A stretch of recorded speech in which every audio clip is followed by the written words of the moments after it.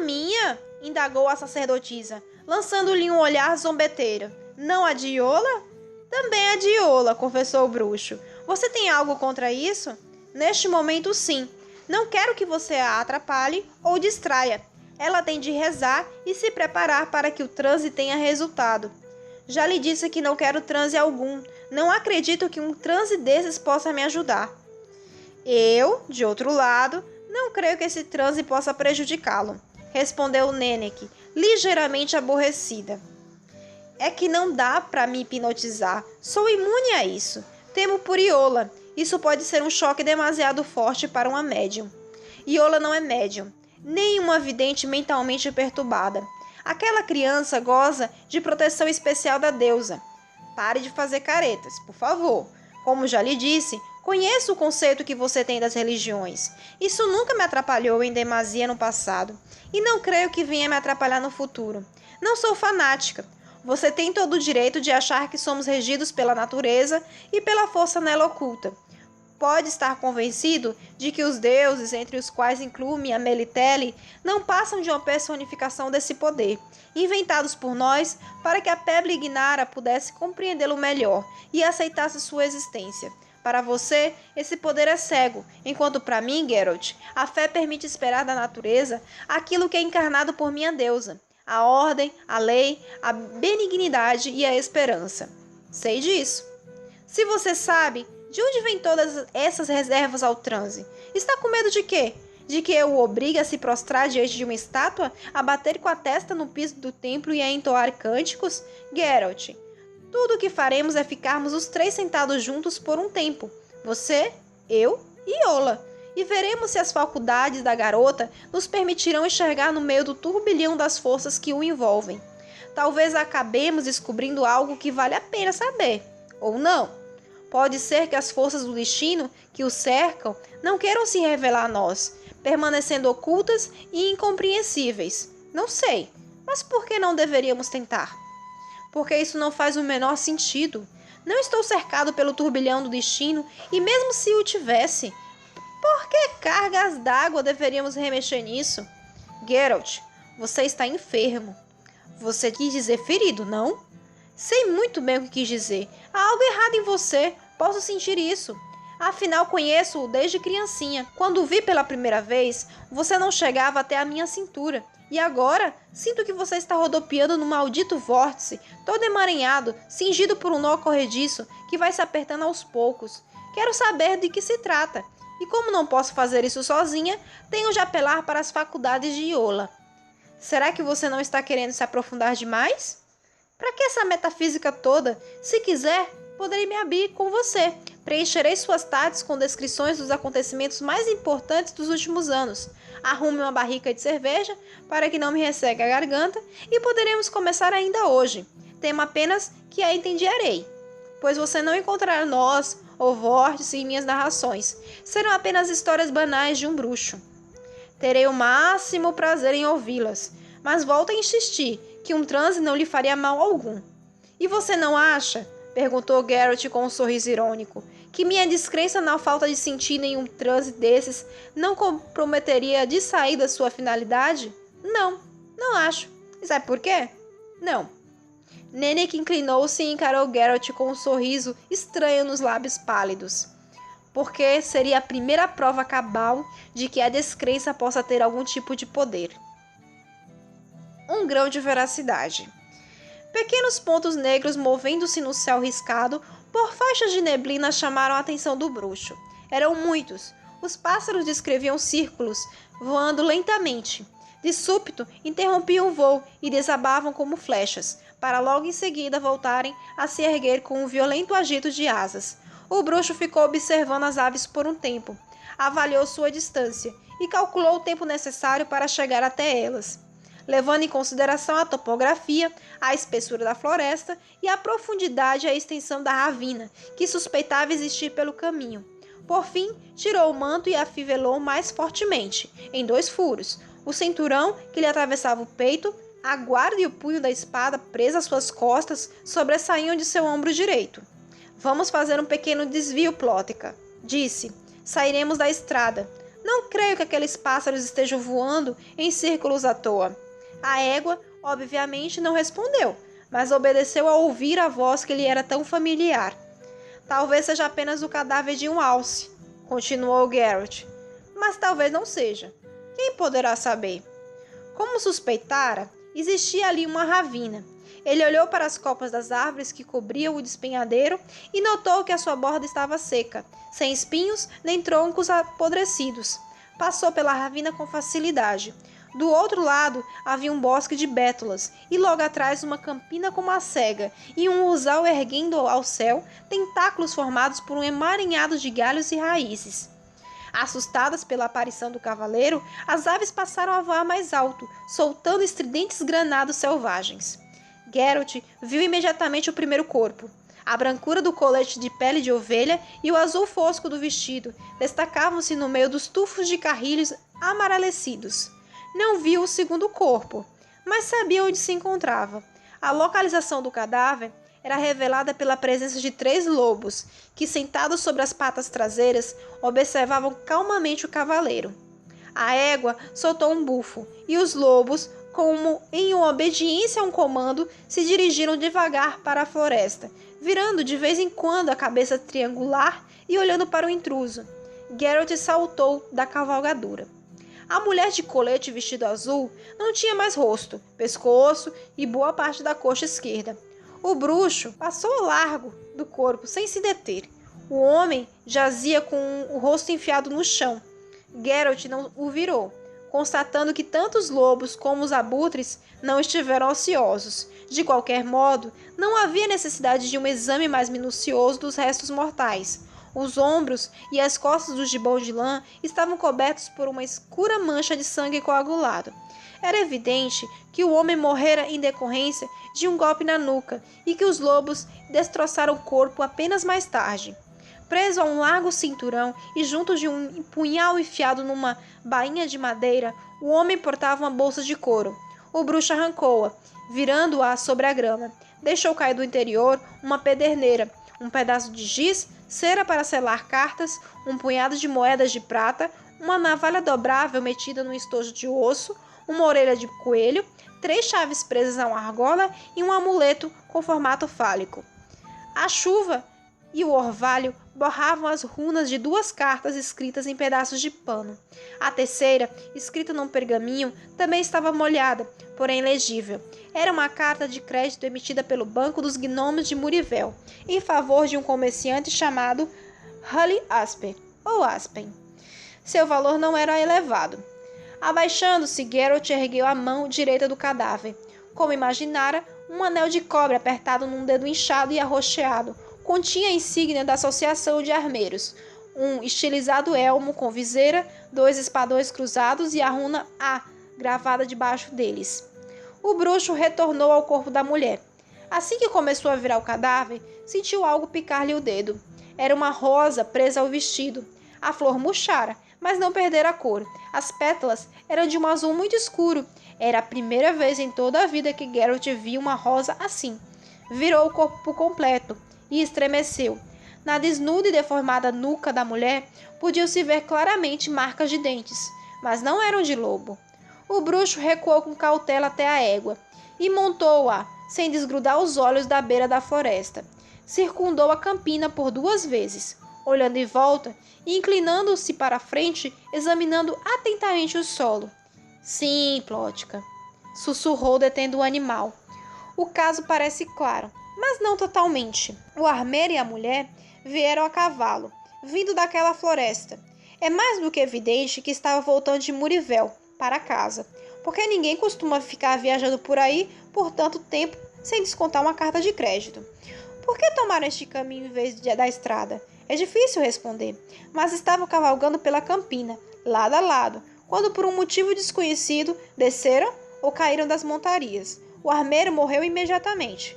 A mulher saiu correndo, depois caiu e também morreu, enquanto aquilo que não deixou rastros a arrastou com os dentes cravados em sua nuca. Isso ocorreu há mais ou menos 2 ou 3 dias. Os cavalos devem ter fugido, e não vamos perder tempo procurando por eles, não é mesmo? A égua, como era de se esperar, não respondeu. O que matou aqueles dois? Continuou Geralt olhando para a beira da floresta. Não foi nem um lobisomem, nem um leste. Tanto um como o outro não deixariam tal quantidade de carne para os devoradores de carniça. Caso houvesse pântanos por aqui, eu diria que poderia ser uma quiquimora ou um hiper. Acontece que não existem pântanos nessas redondezas. O bruxo inclinou-se e afastou um pouco o chairel que cobria a anca do animal, revelando, presa à sela, uma segunda espada, com guarda brilhante ricamente decorada e punho negro como carvão. Sim, Plótica, vamos ter de fazer um desvio. É preciso verificar porque o armeiro e a mulher estavam viajando pela floresta e não pela estrada. Se passarmos com indiferença por tais acontecimentos, não conseguiremos ganhar sequer o suficiente para comprar sua aveia, não é verdade? A égua seguiu em frente com resignação, evitando cuidadosamente pisar nos buracos deixados pelas raízes de árvores tombadas. Embora não se trate de um lobisomem, é melhor não arriscar, prosseguiu o bruxo, tirando do alforje um molho de acônito seco e pendurando-o no freio de Plótica. O animal relinchou. Geralt afrouxou a gola do gibão e dele tirou o medalhão com a cabeça de lobo de presas arreganhadas. O medalhão, pendurado numa fina corrente de prata, balançava-se, acompanhando o ritmo das pisadas do cavalo, e brilhava como mercúrio sob os raios do sol. Notou o telhado cônico de uma torre ao chegar ao topo de uma elevação, que alcançara cortando o arco da curva de uma tênue trilha. A vertente, coberta de aveleiras e bloqueada por galhos secos e uma espessa camada de folhas amarelecidas, não parecia segura para ser descida montado. O bruxo recuou, moveu-se com cuidado pelo declive e retornou à estrada principal. Cavalgava lentamente, parando a égua a cada momento, e inclinando-se na sela, procurava rastros. De repente, a égua agitou a cabeça, soltou um relincho selvagem e começou a bater repetida e vivamente as patas no solo, formando um redemoinho de folhas secas.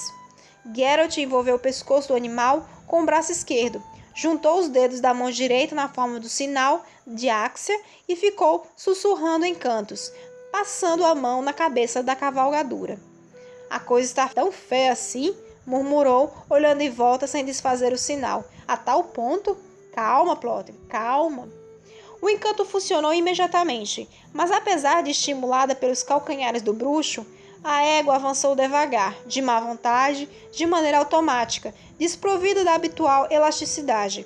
O bruxo saltou agilmente da sela e passou a caminhar, conduzindo o animal pelas rédeas.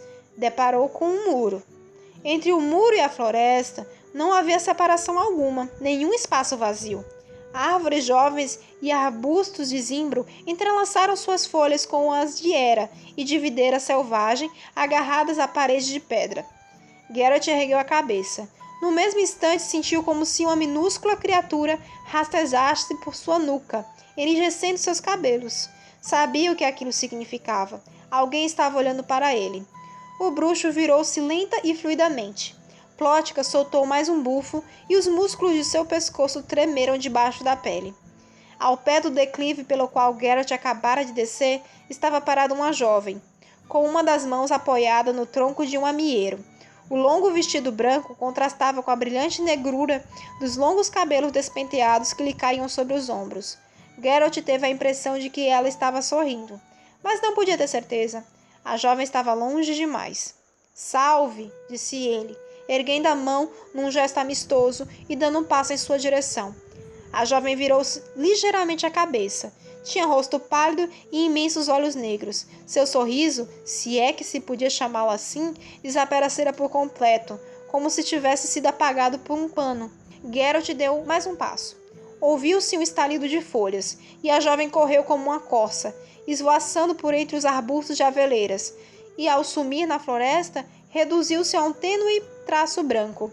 O comprimento do vestido parecia não tolher em nada a liberdade de seus movimentos. A égua relinchou com pesar, erguendo a cabeça. Geralt, com os olhos ainda voltados para a floresta, instintivamente acalmou-a com o sinal. Levando-a pelas rédeas, encaminhou-se devagar para o muro, afundando até a cintura no meio da folhagem de bardanas. O portal era sólido, adornado com ferragens, sustentado por maciças dobradiças enferrujadas e provido de uma grande aldrava de bronze. Após uma breve hesitação, o bruxo estendeu o braço e tocou com a mão a argola de bronze esverdeado, mas teve de recuar rápido, pois o portão abriu-se, rangendo horrivelmente e atirando por todos os lados tufos de grama, pedrinhas e pequenos galhos secos. Atrás do portão não havia viva alma, apenas um pátio deserto, abandonado e coberto de urtigas. Geralt adentrou, puxando a égua atrás de si. Atordoada pelo sinal, ela não oferecia resistência, mas colocava as patas de maneira tensa e hesitante. 3 dos lados do pátio eram cercados por um muro e por restos de andaimes, enquanto o quarto abrigava um palacete com fachada mosqueada por marcas de reboco descascado, manchas de infiltração e grinaldas de era. As venezianas, cuja tinta descascara havia muito tempo, estavam cerradas, assim como a porta. Geralt amarrou as rédeas de plótica num pequeno poste junto do portão e dirigiu-se lentamente para o palacete, andando por um caminho revestido de cascalho e passando perto de um pequeno chafariz cheio de folhas e lixo. Montado num extravagante pedestal no centro da fonte, um golfinho esculpido em pedra branca erguia-se orgulhosamente, apontando para o céu a cauda rachada. Perto da fonte, num lugar que muito tempo atrás fora um canteiro de flores, crescia uma roseira. Ela não se diferenciava em nada das demais roseiras que Geralt já vira, exceto pela cor. As rosas eram azuis, com um leve toque de púrpura na ponta de algumas pétalas. O bruxo aproximou o rosto de uma delas e aspirou seu perfume. A flor tinha o típico cheiro de rosas, porém um pouco mais intenso. A porta do palacete abriu-se com grande estrondo, e Geralt ergueu rapidamente a cabeça. Pelo caminho, rangendo sobre o cascalho, corria em sua direção um monstro. A mão direita do bruxo se deslocou, como um raio por cima do ombro direito, enquanto a esquerda deu uma sacudidela no cinturão, que lhe atravessara o peito, fazendo a empunhadura da espada pular para sua palma. A lâmina sibilou ao sair da bainha, descreveu um semicírculo no ar e se imobilizou, com a ponta virada para a besta. Ao ver a arma, o monstro freou violentamente, atirando cascalho para todos os lados. O bruxo não fez um movimento sequer.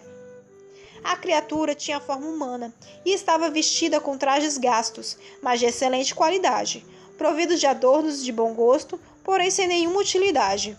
A aparência humana, no entanto, não ultrapassara a suja gola do gibão, já que dela emergia uma gigantesca cabeça peluda, como a de um urso, com orelhas enormes, olhos selvagens e uma medonha bocarra cheia de presas retorcidas, entre as quais, parecendo uma labareda, agitava-se uma língua escarlate. "Suma daqui, mísero mortal!" urrou o monstro, agitando as patas, mas sem sair do lugar. "Senão vou devorá-lo, fazê-lo em pedacinhos." O bruxo não se mexeu, nem abaixou a espada. "Você é surdo? Suma daqui!" gritou a criatura, soltando um som parecido com algo entre o grunhido de um porco e o bramido de um cervo macho. As venezianas de todas as janelas abriram e fecharam com grande estrondo, fazendo desabar mais pedaços de reboco dos parapeitos. Nem o bruxo, nem o monstro se moveram. "Fuja enquanto está inteiro!" bradou o monstro, menos seguro de si. Senão o quê?" interrompeu Geralt. A criatura bufou, ameaçadora, meneando a horrenda cabeçorra. "Olhem para ele, como é ousado!" disse calmamente, arreganhando as presas e encarando Geralt com os olhos injetados de sangue. "Faça-me o favor de abaixar esse ferro. Não percebeu que se encontra no pátio de minha casa? Ou será que no lugar de onde você veio há o costume de ameaçar o dono da própria casa?" "Ah, sim", confirmou Geralt, "mas apenas quando ele cumprimenta seus visitantes com urros selvagens e ameaça de estraçalhá-los." Só me faltava essa. Enervou-se o monstro. "Ser ofendido por um vagabundo qualquer, um visitante e tanto. Adentra sem cerimônia meu pátio, destrói flores que não lhe pertencem, tem um rei na barriga e espera ser recebido com pão e sal. Arre!" A criatura cuspiu com raiva, bufou e fechou a bocarra. As presas inferiores ficaram do lado de fora dos lábios, dando-lhe a aparência de um javali. "E agora?" Perguntou o bruxo, depois de uma breve pausa, abaixando a espada. Vamos ficar assim? Parados? Olhando um para o outro? E o que você propõe? Que nos deitemos? Ironizou o monstro. E guarde esse ferro. O bruxo enfiou agilmente a arma na bainha, presa às costas, mas sem tirar a mão da empunhadura. Agradeceria, disse, se você não fizesse movimentos bruscos. A espada pode ser facilmente sacada e mais rápido do que você possa imaginar. Deu para perceber, rosnou a criatura. Não fosse isso, você há muito tempo estaria do outro lado do portão, com a marca da sola do meu sapato no traseiro. Como veio parar aqui? Me perdi pelo caminho, mentiu Geralt. Perdeu-se? Repetiu o monstro, fazendo uma careta de desagrado. Pois se ache. Do outro lado do portão, evidentemente. Aponte para o sol com sua orelha esquerda e mantenha assim. Em pouco tempo estará de volta à estrada. Vamos, ande. Está esperando o quê? A água por aqui? Perguntou calmamente o bruxo. Meu cavalo está com sede, e eu também, se não for incômodo. A criatura ficou desnorteada e coçou a cabeça. Diga-me uma coisa, falou. Você realmente não está com medo de mim? E deveria? O monstro olhou à sua volta, bufou mais uma vez e ajeitou energicamente suas calças avolumadas. Que seja. Por que não receber um visitante? Não é todo dia que aparece alguém que não foge ou desmaia logo que me vê. Muito bem. Se você for um honesto viajante cansado, convido-o a meu palacete, mas se for um ladrão ou assaltante, esteja prevenido. Esta casa executa minhas ordens. Entre estes muros, quem manda sou eu. Após esse preâmbulo, a criatura ergueu uma das patas cabeludas. Todas as venezianas voltaram a se fechar, enquanto de dentro da garganta de pedra do golfinho emanou um surdo murmúrio. Convido-o, repetiu. Geralt não se moveu, olhando inquisitivamente para o dono da casa. Você mora sozinho? Indagou. E o que você tem a ver com quem eu moro? O monstro estava irritado, mas logo em seguida riu alto. Ah, compreendo. Você deve estar se perguntando se eu tenho 40 serviçais tão belos quanto eu. Pois saiba que não. E agora, com todos os diabos, vai ou não aceitar o convite feito do fundo do coração? Caso não aceite, o portão está bem atrás de sua bunda. Geralt inclinou-se rigidamente. Aceito o convite, disse formalmente. Não menosprezarei sua hospitalidade. Sinta-se como em sua casa, respondeu a criatura, também de maneira formal, porém com certo desleixo. Venha por aqui, prezado visitante. Quanto a seu cavalo, deixe-o junto do poço. Assim como a parte externa, o interior do palacete precisava de uma reforma urgente, embora, na medida do possível, tudo estivesse limpo e arrumado. Os móveis eram de excelente qualidade e, de certo, foram confeccionados por artesãos competentes, mesmo que muito tempo atrás. Um abafado cheiro de poeira preenchia os escuros aposentos. Luz! Bramiu o monstro, e ao mesmo instante acendeu-se uma chama na tocha presa à parede, iluminando o ambiente e soltando fumaça. Nada mal, disse o bruxo. A criatura deu uma risadinha. É só isso que tem a dizer? Vejo que não é fácil impressioná-lo. Conforme ele disse, esta casa executa minhas ordens. Por aqui, por favor, cuidado com os degraus. Luz! Uma vez nas escadas, um monstro se virou e indagou. O que é isso que você tem pendurado no pescoço, caro hóspede? Veja você mesmo. A criatura pegou o medalhão com sua pata e aproximou-o dos olhos, esticando levemente a corrente de prata. O animal tem expressão desagradável. De que se trata? É a insígnia de minha corporação. Ah, então quer dizer que você se dedica à fabricação de mordaças? Por aqui, por favor. Luz! O centro do grande aposento, desprovido de janelas, era ocupado por uma gigantesca mesa de carvalho, na qual havia um enorme candelabro de latão esverdeado com velas já gastas pela metade e pingos de cera derretida e solidificada, cobrindo as ramificações. Mais um comando do monstro e as velas se acenderam, iluminando um pouco o ambiente. Uma das paredes estava coberta de armas, composições de escudos redondos, alabardas cruzadas, lanças e bisarmas, espadões e machados. Na metade da parede próxima encontrava-se uma desmedida lareira, sobre o qual pendiam filas de lascados e descascados retratos cheios de poeira. A parede oposta à entrada era decorada com troféus de caça. Ramificados chifres de alces e cervos projetavam sombras alongadas sobre cabeças de javalis, ursos e linces, com bocarras abertas e presas à mostra, assim como sobre rotas e esfarrapadas asas de águias e gaviões empalhados. O lugar de honra, no centro, energia